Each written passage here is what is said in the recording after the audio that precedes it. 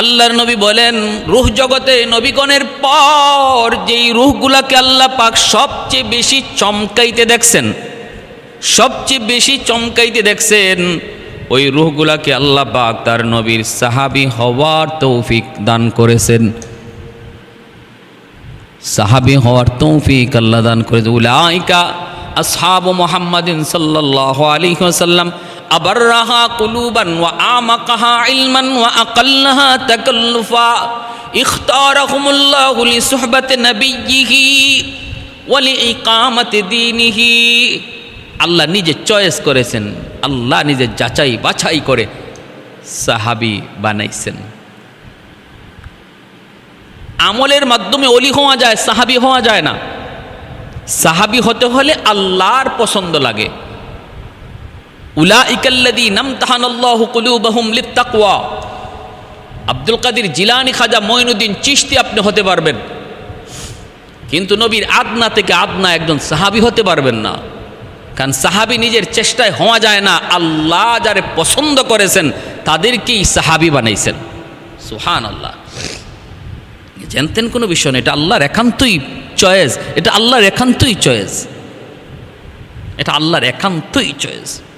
মায়ার নবী, রহমতের নবীর 4 জন সাহাবী তারা বাংলার জমিনও এসেছেন এবং বাংলাদেশ থেকে আবার তারা চীন চলে গেছেন। চীনের জমিনে মায়ার নবীর সাহাবীদের কবর রয়েছে।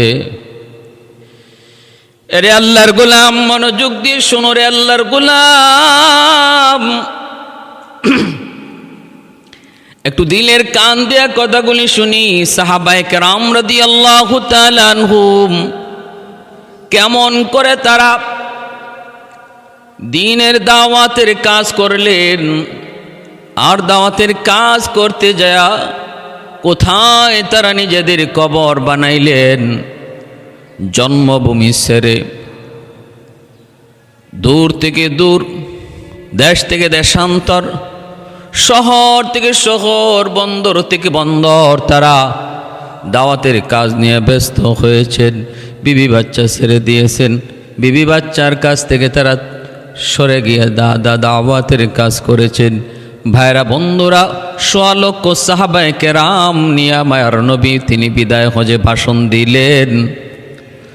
তাহলে বোঝা গেল 1.5 লক্ষ সাহাবী নবীর বিদায়ের সময় তারা দুনিয়াতে ছিলেন। কিন্তু মক্কা মদিনায় তালাশ করে তাদের 10,000 সাহাবায়ে কেরামের মাত্র কবর পাওয়া যায়। বাকি 1 লক্ষর উপরে সাহাবায়ে কেরামের কবর মক্কা মদিনায় কোথাও খুঁজে পাওয়া যায় না। পৃথিবীর বিভিন্ন দেশে বিভিন্ন অঞ্চলে তাদের কবর রচিত হয়েছে। দাওয়াতের কাজে গেছেন আর ফিরে আসেন নাই, দাওয়াতের কাজে বের হয়েছেন আর ফিরে আসেন নাই।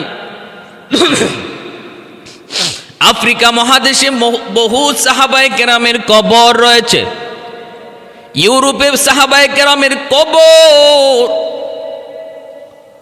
এশিয়ায় সাহাবায়ে কেরামের কবর, চীন, এই যে বাংলাদেশের পাশে মায়ানমার, আরাকান, ওর পাশে চীন, চীনের সীমা, চীনের জমিনে সাহাবায়ে কেরামের কবর। ইসলামী বিশ্বকোষ কিতাবের ভিতরে লিখেছেন, রেফারেন্স দিয়ে তারা উল্লেখ করেছেন 4 জন সাহাবী তারা এসেছেন। এই 4 জনের আমির ছিলেন হযরত আবু ওয়াক্কাস রাদিয়াল্লাহু তাআলা আনহু। আবু ওয়াক্কাস রাদিয়াল্লাহু তাআলা আনহু তিনি কে? তিনি আমার নবী, রহমতের নবী, মায়ার নবীর মামা, নবীজির মা আমেনা ওনার আপন চাচাতো ভাই হযরত আবু ওয়াক্কাস রাদিয়াল্লাহু তাআলা আনহু আল্লাহর নবীর মামা। তিনি হলেন 4 জন সাহাবীর আমির। ইসলামের দাওয়াতের মিশন নিয়ে ভারতের বর্তমানে কেরালা, যার আগের নাম ছিল মালাবার, বর্তমানে যেই শহরের নাম হলো কেরালা, ওই কেরালাতে তারা প্রথমে এসেছেন। কেরালা রাজ্যের তখন রাজা ছিল রাজা পরিমল। রাজা পরিমল সে একজন হিন্দু মূর্তি পূজারী, অগ্নি পূজারী, আল্লাহর পরিচয় জানে না, কিন্তু তার একটা ভালো গুণ ছিল, মেহমানের সে বড় কদর করত, মেহমানদারি করত, মুসাফিরখানা তার সর্বদা থাকতো। যেই আসতো তাদেরকে মুসাফিরখানায় জায়গা দিত। বিভিন্ন দেশ থেকে পর্যটকরা যখন আসতেন তাদেরকে সে মূল্যায়ন করত, তাদের যত্ন নিত। নবীর সাহাবী এই চারজন হযরত আবু ওয়াক্কাস রাদিয়াল্লাহু তাআলা আনহুর নেতৃত্বে ওনাদেরকেও সে জায়গা করে দিল, সম্মান দিল, ইজ্জত দিল। তারপরে রাজা পরিমল সে এসে বলতেছে, ও আরবের মুসাফির, আমি বহুদিন যাবত একটা বিষয় নিয়ে বড় পেরেশান। পেরেশানি দূর করার জন্য বহু চেষ্টা করেছি, কিন্তু সমাধান খুঁজে পাই না। বহু মুসাফিরকেও আমি জিজ্ঞেস করেছি, তারাও কোনো সমাধান দিতে পারে না। বহু হাকিম, বহু তন্ত্রমন্ত্রের কাছেও গিয়েছি, জবাব দেয়, জবাব নাই। তোমরা কি পারবা আমার মনের সেই পেরেশানিটা দূর করতে? বহুত বড় একটা পেরেশানি, বহুত বড় একটা প্রশ্ন আমার দিলের ভিতরে, আজও পর্যন্ত কারো কাছ থেকে কোনো জবাব পাই নাই। তোমরা কি পারবা? হযরত আবু ওয়াক্কাস রাদিয়াল্লাহু তাআলা আনহু তখন বলতেছেন, কি প্রশ্ন, কি পেরেশানি, একটু খুলে বলো। রাজা পরিমল তখন বলতেছে, তাহলে শোনো, আমি একদা পূর্ণিমার রাতে, চাঁদনি রাতে আমি আমার স্ত্রীকে নিয়ে চাঁদের আলোতে গল্প করতেছিলাম। গল্প করতেছি দুজনে গল্পের ভিতরেই তাকায় দেখি আকাশের পূর্ণিমার চাঁদ। এই পূর্ণিমার চাঁদটা আমার চোখের সামনে হঠাৎ করে দ্বিখণ্ডিত হয়ে গেল। দ্বিখণ্ডিত হয়ে চাঁদ দুই দিকে চলে গেল। আমি অবাক হয়ে শুধু দেখলাম, অবাক অপলক নয়নে শুধু তাকিয়ে তাকিয়ে দেখলাম, কিন্তু এর কারণ আজও পর্যন্ত আমি জানতে পারি না। আমার সেদিনের তারিখ, ওই দিনের তারিখটা পর্যন্ত এখনো আমার মনে আছে। আমি বহু মানুষকে জিজ্ঞেস করেছি, তোমরা কি বলতে পারবা কেন চাঁদ দ্বিখণ্ডিত হয়েছিল? চাঁদ কেন দ্বিখণ্ডিত হয়েছিল? কেউ জবাব দিতে পারে না, কেউ জবাব দিতে পারে না। তোমরা কি পারবা? হযরত আবু ওয়াক্কাস রাদিয়াল্লাহু তাআলা আনহু তখন বলেন, নবীর সুন্নতে হাসি মুচকি হেসে দিয়ে তিনি বলতেছেন, আমি শুধু ওই ঘটনা জানি তা না, সবিস্তারে সেটা জানি এবং নিজের চোখকে আমি তখন দেখেছি। ওই ঘটনায় আমি নিজে উপস্থিত ছিলাম। সুবহানাল্লাহ। রাজা পরিমল, কেরালা রাজ্যের রাজা, অবাক হয়ে গেল, চোখগুলা বড় বড় হয়ে গেল। ঘটনা কি কেউ যেখানে বলতে পারে না, আপনি কেমন করে এত সুন্দর জবাব দিবেন? জবাব দেওয়ার আগে আমার দিল খুশ হয়ে গেছে। প্রশ্নের জবাব শোনার আগে আমার দিল খুশ হয়ে গেছে। হযরত আবু ওয়াক্কাস রাদিয়াল্লাহু তাআলা আনহু বলেন, আমি ওই ঘটনার সময় স্বয়ং নিজে উপস্থিত ছিলাম। কি সেই ঘটনা? ওই ঘটনা হলো আমার নবী, রহমতের নবী, মায়ার নবী, মরুর দুলাল, রাহমাতুল লিল আলামিন, সাইয়্যিদুল মুরসালিন। আমার নবী, রহমতের নবীর কাছে বিভিন্ন দেশ থেকে মানুষ আসতে লাগলো। উনি যখন ইসলামের দাওয়াত দেওয়া শুরু করলেন, চতুর্দিকে নাম ছড়ায় পড়ল। কেউ দেখার জন্য, কেউ বুঝার জন্য। কাফেলা কি কাফেলা, তারা মক্কায় আসতে লাগলো। একটা কাফেলা এসেছে, সবার আগেই তারা চাইলো আবু জাহেলের সাথে দেখা করবে, কারণ আবু জাহেল হলো তখন মক্কার নেতা। ওদের ধারণা হলো নেতার কাছে আগে যাই, তারপরে জিজ্ঞেস করি মুহাম্মদ কেমন, কোন ধরনের মানুষ। আবু জাহেল কি বলে একটু শুনি। কাফেলার লোকগুলি যখন আবু জাহেলের কাছে আসলো, আইসা বলতেছে, নেতা, আমরা তোমাকে বড় শ্রদ্ধা করি, সম্মান করি, তুমি কি বলতে পারবা মুহাম্মদ কেমন? আমরা মুহাম্মদের সাথে দেখা করতে এসেছি। আবু জাহেল মনে মনে কয়, আমি যদি এখন বলি মুহাম্মদ খারাপ, তাহলে আমার কথাটা খাইব না, আমার কথাটা চলবে না, আমার কথাটা অল্প সময় পরেই ব্যান্ড হয়ে যাবে। কারণ আমি বলবো খারাপ, 10 জন বলবে ভালো।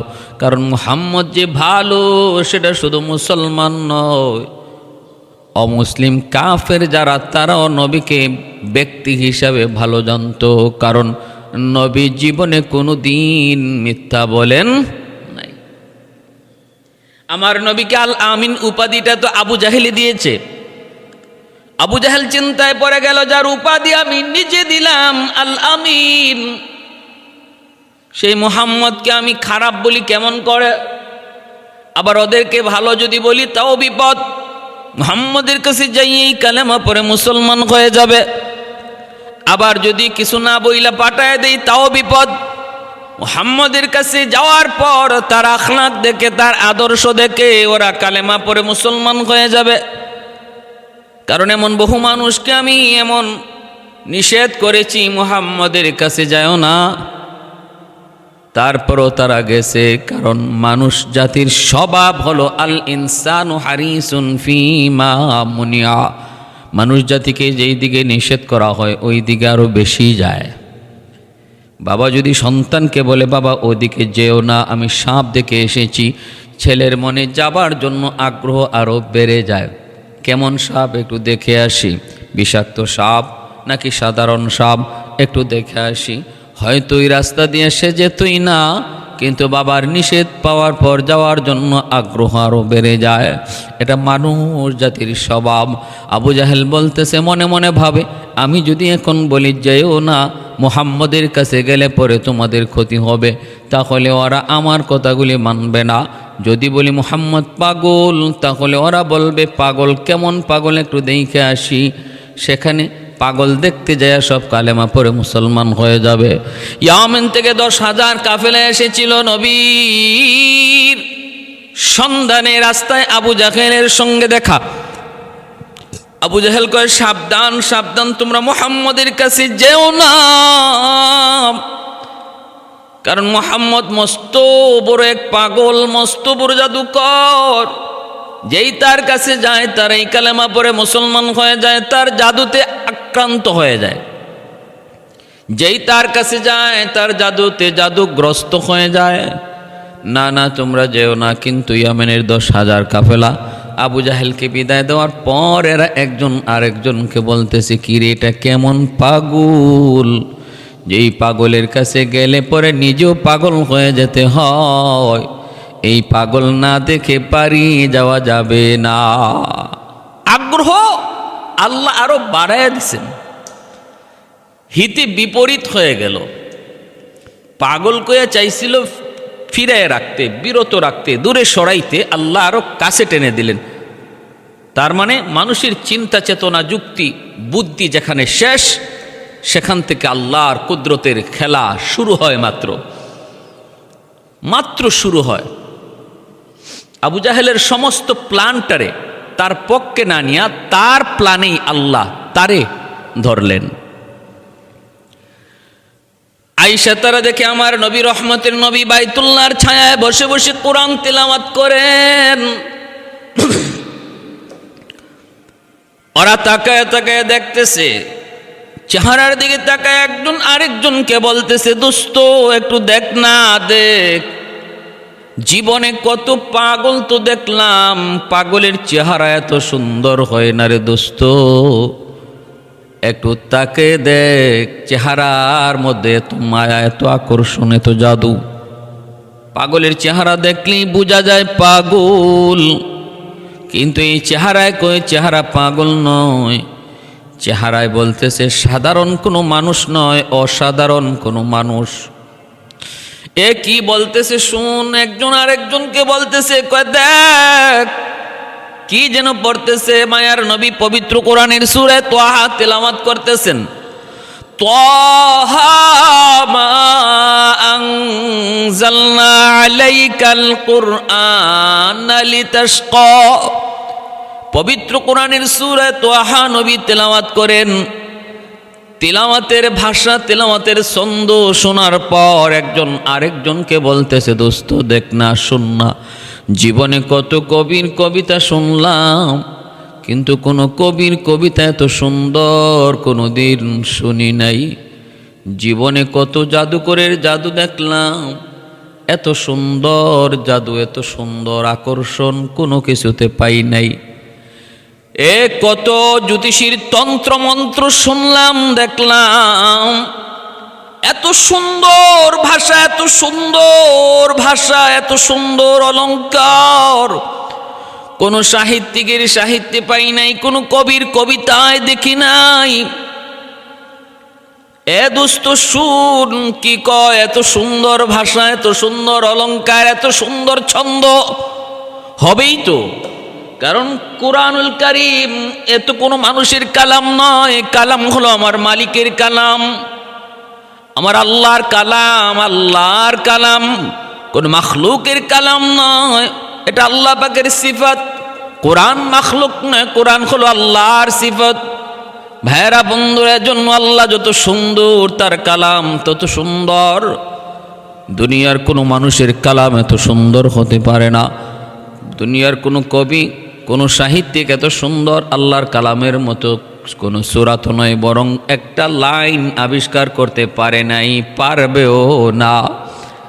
ভাইরা বন্ধুরা, কত সুন্দর করে আল্লাহ পাক রব্বুল আলামিন যেখানে তার ভাষা, যেই ছন্দে তার বলার সেখানেই বলছেন, সেখানে সেই ছন্দেই বলেছেন। আর রহমান আল্লামাল কুরআন খালাকাল ইনসান আল্লামাহুল বায়ান আশ-শামসু ওয়াল কামারু বিহুসবান والنجم والشجر يسجدان والسماء رفعها ووضع الميزان الله تطغوا في الميزان وأقيموا الوزن بالقسط ولا تخسروا الميزان। ছন্দের উপরে ছন্দ, কত সুন্দর করে আল্লাহর কালামের ছন্দমালা। والشمس وضحاها والقمر إذا تلاها والنهار إذا جلاها والليل إذا يغشاها والسماء وما بناها والأرض وما طحاها ونفس وما سواها فألهمها فجورها وتقواها। কত সুন্দর ছন্দমালা, কত সুন্দর অলংকার। এজন্য আল্লাহর কালামের তেলাওয়াত যেই শুনে সেই মুগ্ধ হয়ে যায়। ভাইরে দেখেন না, কত কবির কবিতা একবার, দুইবার, 10 বার শুনলে পরে আর শুনতে ভালো লাগে না। কত গায়কের গান একবার, দুইবার, 10 বার শুনলে পরে আর শুনতে ভালো লাগে না। কিন্তু আল্লাহর কালাম সারা জীবনভর শুনতেছি। প্রতি রাকাতে রাকাতে সূরা ফাতিহা শুনতেছি। আজও পর্যন্ত কেউ কোনোদিন একথা বলে নাই, হুজুর আলহামদু সূরা আর শুনতে ভালো লাগে না। যত শুনি ততই মায়া, যত শুনি ততই মধুর, যত শুনি ততই আকর্ষণ। এক একজনের জবানে এক এক রকম সুন্দর, এক একজনের জবানে এক একজনের জাদু। ভাইরা বন্ধুরা, জন্য ওই 10,000 কাফেলা বলতেছে, দোস্ত আবু জাহেল কয় কি, এমন মানুষ পাগল হতে পারে না, এমন মানুষ পাগল হতে পারে না। পাগলের চেহারা এমন হয় না। পাগলের চেহারা দেখলেই বোঝা যায় পাগল। এ দেখ, বলেছিল কবি, না না এ কোনো কবির কবিতা নয়। বলেছিল জাদুকর, না না এ কোনো জাদুকরের জাদু নয়।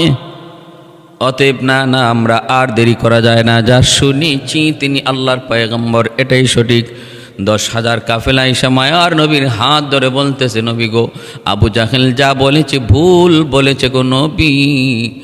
আবু জাহেল আমাদেরকে থামাইতে চেয়েছিল আপনাকে পাগল বইলা, কিন্তু আমাদের দিলে আরো আগ্রহ বেড়ে গেছে।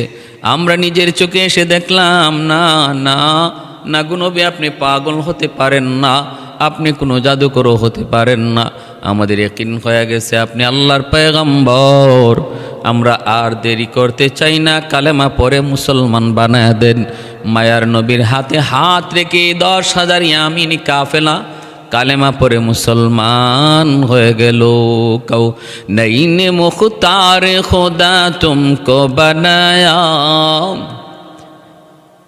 कौनैन मुख्तार खुदा तुमको बनाया, उम्मत का निगाहबान खुदा तुमको बनाया, उम्मत का निगाहबान खुदा तुमको बनाया। मौला मेरा आका मेरा रहमत की नबी है, तजदार मदीना है तो माहे अरबी है, तजदार मदीना है तो माहे अरबी है। अशजार ने देते हैं नबूवत के शहादत, तशकीक कमर में है तो अंगुल की इशारात, तशकीक कमर में है तो अंगुल की इशारात। এজন্য আবু জাহেল ভাবছে যে না না, এই মানুষগুলোকে আমি যদি বলি মুহাম্মদের কাছে যায়ও না, তাহলে এরা আরও বেশি যাবে, অতএব আমি নিজেই লইয়া যাই। আর যাইয়া মুহাম্মদের সামনে যাইয়া ওদেরকে পাশে রাইকা এমন কিছু প্রশ্ন করব, এমন অসম্ভব কিছু প্রশ্ন করব যা মুহাম্মদের পক্ষে সম্ভব নয়। আর তখনই তারা বুঝে ফেলবে যে মুহাম্মদ তিনি সত্যবাদী নবী না, ওরা পিছপা হয়ে যাবে, মুহাম্মদ পারবে না আর ওরাও মুসলমান হবে না।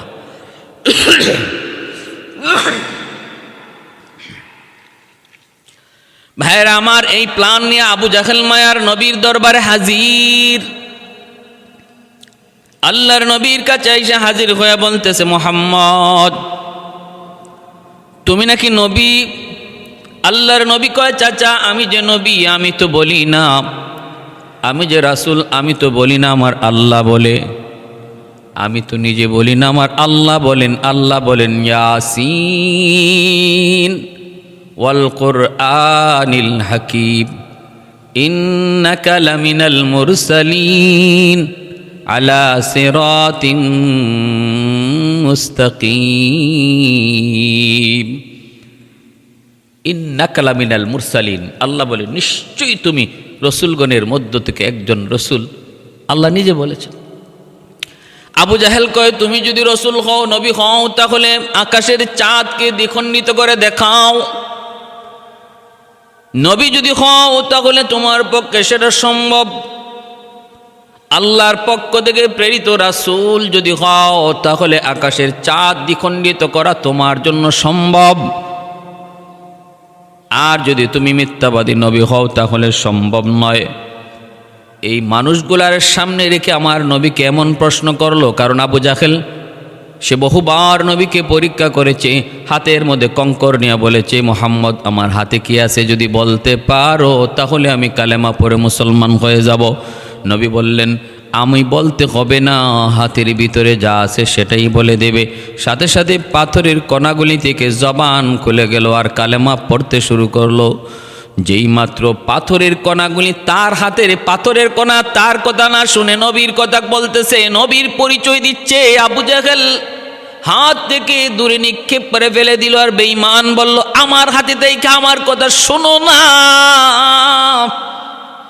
মুহাম্মদের জয়গান গাও। ও মুহাম্মদ তুমি এত বড় জাদুকর, আগে জানি না। এজন্য আবু জাহেল কয়, মুহাম্মদের বহু জাদু দেখেছি সেটা দুনিয়ার জমিনে, কিন্তু এখন এমন একটা কথা বলবো যেটা আসমানে আর জাদু চলবে না। অতএব তুমি আকাশের চাঁদ দ্বিখণ্ডিত করে দেখাও। মায়ার নবী তিনি বলতেছেন, চাচা আমি তো জাদু দেখাই না, জাদু করি না, কারণ এগুলা আমি করি না, করেন আমার আল্লাহ। নবীদের মুজিজা নবীরা করান না, করেন আল্লাহ, দেখান নবীদের মাধ্যমে। ওলিদের কারামত ওলিরা নিজে দেখায় না, দেখান আল্লাহ, ব্যবহার করেন একজন ওলিকে। মুজিজা নবীরা দেখায় না, দেখান আল্লাহ, ব্যবহার করেন একজন নবীকে। ভাইরা বন্ধুরা, এ হলো আকীদা, এ হলো বিশ্বাস, আহলে সুন্নাহ ওয়াল জামাতের আকীদা। এজন্য সাবধান, কোনো মানুষ এটা নিজের থেকে করে যদি ভাবে তাহলে ঈমান থাকবে না, ঈমান থাকবে না। আল্লাহর নবী রহমতের নবী কয়, মালিক, ও মালিক, ইজ্জত দেওয়ার মালিকও তুমি,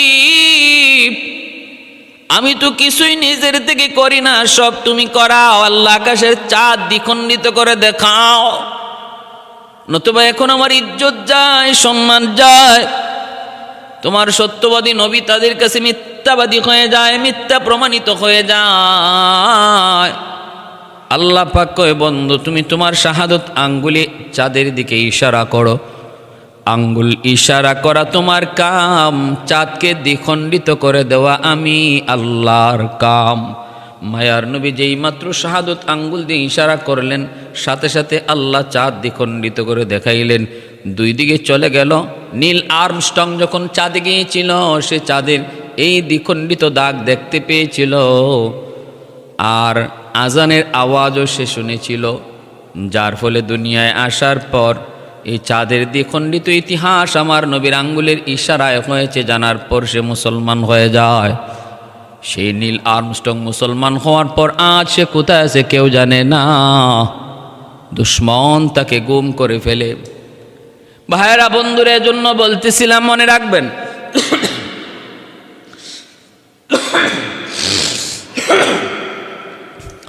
আল্লাহর নবী রহমতের নবীর ইশারায় চাঁদ দ্বিখণ্ডিত হলো। নবীর সাহাবী হযরত আবু ওয়াক্কাস রাদিয়াল্লাহু তাআলা আনহু তখন বলতেছেন, ওই ভারতের কেরালা রাজ্যের রাজা পরিমলকে বলেন, ওই সময়ে চাঁদের দ্বিখণ্ডিত হওয়া নবীর হাতের ইশারায়, ওই ঘটনায় আমি নিজেও সেখানে উপস্থিত ছিলাম। তখন ওই পরিমল বলতেছে, তোমার কি মনে আছে সেই দিনটা কত তারিখে, কোন দিন? সাহাবী যখন দিন তারিখ বলে দিলেন, সাথে সাথে পরিমল কালেমা পড়ে মুসলমান হয়ে গেল, আর বলল, নিশ্চিত ওই তারিখে, ওই দিন, ওই রাতেই আমি এই ঘটনা দেখেছি। আল্লাহু আকবার। अशजार ने देते हैं नबूवत के शहादत, तशकीक कमर में है तो अंगुल की इशारात, तशकीक कमर में है तो अंगुल की इशारात। एरपर ওই রাজা পরিমল সে ওনাদের যথাসাধ্য মেহমানদারি করল, আর সে নবীর ঠিকানা লইয়া, আমার নবীর মায়ার নবীর ঠিকানা লইয়া সে ভারতের কেরালা থেকে মক্কার উদ্দেশ্যে রওনা দিল। এই ইসলামী বিশ্বকোষের মধ্যে লিখেন, সে মায়ার নবীর সাথে দেখাও করলো, নবীর হাতে হাত রেখে বায়াত নিল, এবং বেশ কিছুদিন আল্লাহর নবীর খেদমতে ছিল মুসলমান হওয়ার পর। তারপরে সে আবার ভারত আসার পথে সে মারা গেল। এই দিকে চারজন সাহাবী তারা বাংলাদেশে এসেছেন ভারতের কেরালা থেকে, ইসলামী বিশ্বকোষে এসেছে, চিটাগাং এসেছেন। সে চিটাগাঙ্গে তারা কিছুদিন অবস্থান করেছেন। সেখান থেকে তারা আবার ভারতে গেছেন, ভারত থেকে আবার চীন গেছেন। চীনের জুয়াংজু শহর, এই শহরে নবীর একজন সাহাবীর কবর রয়েছে। আর এর পাশেই আরেকটা শহর, যেই শহরের একটা মসজিদের নাম মসজিদে সাহাবা, একটা কুয়ার নাম বীরে সাহাবা। এই কুয়ার পাশেই চিরনিদ্রায় শুয়ে আছেন নবীর মামা, এই চারজনের আমির হযরত আবু ওয়াক্কাস রাদিয়াল্লাহু তাআলা আনহু। বাড়ি মক্কায়, কিন্তু কবর রচিত হয়েছে চীনের জুয়াংজু শহরের পাশে। বিবি বাচ্চা সব রেখে এ দাওয়াতের মিশন নিয়ে সাহাবায়ে কেরাম এইভাবে নিজেদের কবর বিবি বাচ্চার কাছ থেকে হাজার হাজার মাইল দূরে রচনা করে রেখেছেন। আর হাজরিন, এজন্য সাহাবায়ে কেরামের অবদান, সাহাবায়ে কেরামের ঐতিহ্য, এই দ্বীন ইসলাম আমরা পাওয়া, আমাদের পর্যন্ত ইসলাম